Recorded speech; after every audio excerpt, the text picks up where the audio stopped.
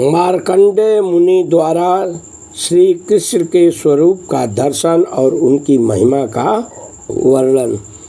तो श्रोताओं, आइए इस कथा का श्रवण करें। एक बार ऐसी घटना हुई, साक्षात जो है भगवान श्री कृष्ण का दर्शन किए हैं मार्कंडेय मुनि जो है, कैसे उनको हुआ आइए सब जानिए। मार्कंडेय मुनि खुद बता रहे हैं, युधिष्ठिर को वनवास के समय जो है आए हुए हैं युधिष्ठिर से मिलने। उस समय बताने लगे कथा जो है यह, कहे हे युधिष्ठिर सुनो, जिस समय प्रलय हो गया, एक समय की बात है जो है सहस्त्र युग के अंत में जो है जब जल प्रलय हुआ, जब जल ही जल था, तो उस जल में मैं जो है सावधानी पूर्वक बड़ी देर तक तैरता रहा। तैरते तैरते जाकर जो है थक गया, कहीं विश्राम का सहारा नहीं मिला जो है।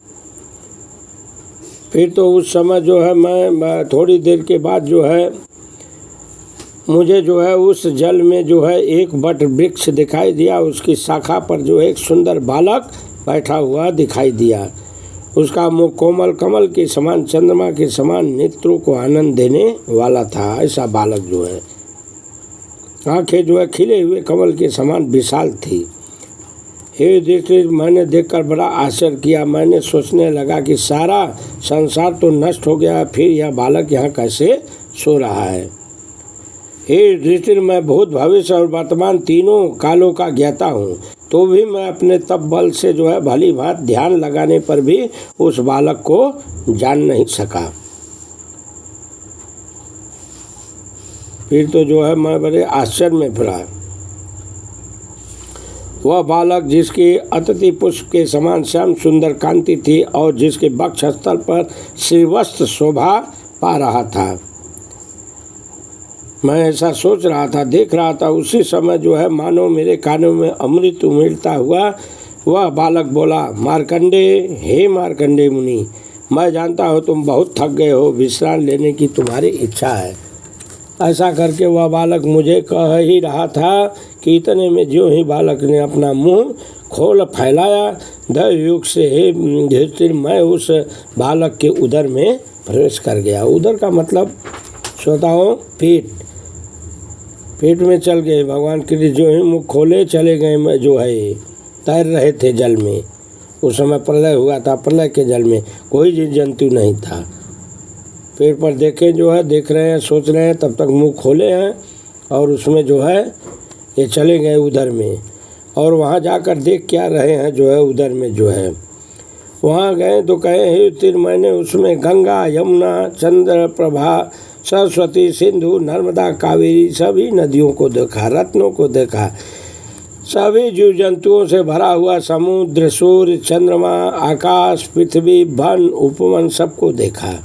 सभी वर्ण के लोगों को अपना अपना धर्म का पालन करते हुए देखा। इतना विराट मैं जो है चल रहा हूँ, सब देख रहा हूँ, यात्रा कर रहा हूँ। उधर में जो है भ्रमण कर रहे थे, जो है आगे बढ़ रहे थे। मैं जो है ऐसा कर रहा था उस उधर में जो है। फिर हिमवान, हेमकोट, निधर, श्वेतगिरी, गंधमादन, मद्राचल, नीलगिरी, मेरु, विंध्याचल, मरय इत्यादि जितने भी पर्वत हैं सबको मैंने उस उधर में देखा। मैंने जितने भी जो है देवता हैं, इंद्र आदि हैं, जो है रुद्र, आदित्य, वसु, अश्विनी कुमार, गंधर्व, यक्ष, ऋषि, दैत्य, जो भी दानवों के समूह थे सबको मैंने जो है उस उधर में देखा। अरे जितने भी पृथ्वी पर जो भी चराचर जीव जंतु थे सबको मैंने उस पेट में देख रहा था, देखते चले जा रहा था।